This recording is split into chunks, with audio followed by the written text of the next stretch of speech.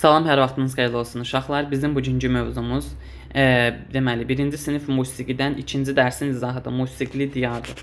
Uşaqlar görürsüz ki, burada Qız qalası var. Bakının müəyyən abidələri göstərilmişdir. Burada bir tar şəkli görürük.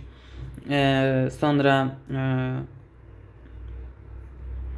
qarşıda bir milli rəqsdə, milli paltar geyinmiş bir qız var, əlində boya var və burada şəkillərin hər birinin bir mahnının bir xüsusiyyətinə aid olduğunu söyləyir. Gəlin baxaq. Gözəl Vətən mahnısını mən sizə keçən dəfə izah eləmişdim və orada musiqisini də qoşmuşdum. Orada həqiqətən musiqisini Oqtay Zülfiqarovun və sözlərinin Teymur Elçin olduğunu da vurğulamışdıq və möhtəşəm bir əsər olduğunu dedik. Burada deyir ki, şəkilləri Gözəl Vətən mahnısının hissələri ilə uyğunlaşdırın və onları kiçik dairələrlə ardıcıl nömrələyin. Gəlin uşaqlar, gəlin birinci eləyək. Uşaq, birinci şəkildə nədir? Günəş şəkli var, quş və ətraf aləm canlanır və bir oğlan və bir qız oynayır. Və burada nəsə oxuyurlar, deyirlər.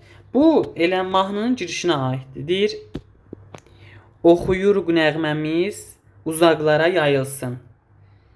Burada onu deyir uşaqlar. Məhz birinci şəkil ona aiddir. Oxuyuruq nəğməmiz uzaqlara yayılsın. Yəni burada nəğməmizi oxuyuruq, oynayırıq. Bu da ətrafa yayılsın mənasındadır. İkinci şəkildə nə görürük? Bağ görürük, bostan görürük. Burada bağın meyvəsi gətirib. Yəni burada nə deyir? Deyir tarlaların, bağların bəhərlidir. Yəni bu o hissiyə aiddir uşaqlar. Barlıdır, bəhərlidir, tarlaların, bağların.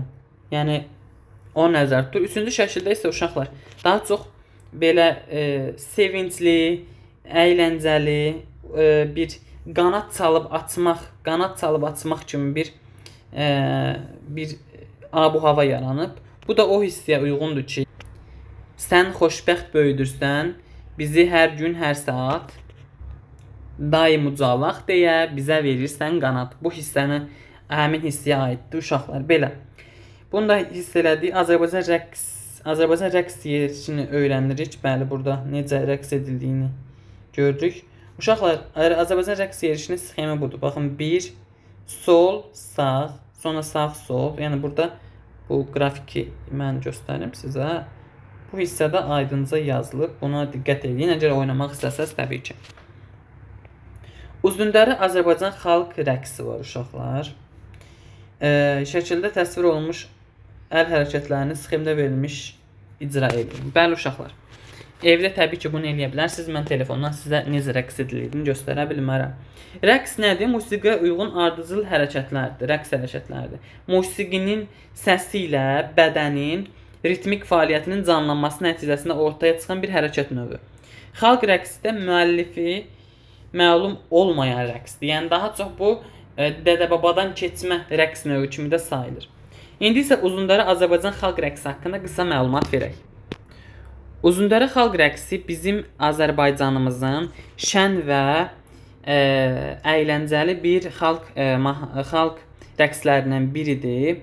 Məhz burada bu daha çox dağlarda, yaylalarda, obalarda yaşayan əhalinin, yəni insanların daha çox şən və sevinç dolu anlarını bircə yaşadığı bir xalq rəqsidir.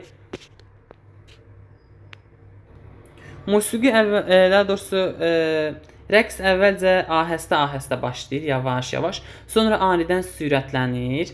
Sanki insanlar gəzintiyə çıxıb oynayırlarmış kimi.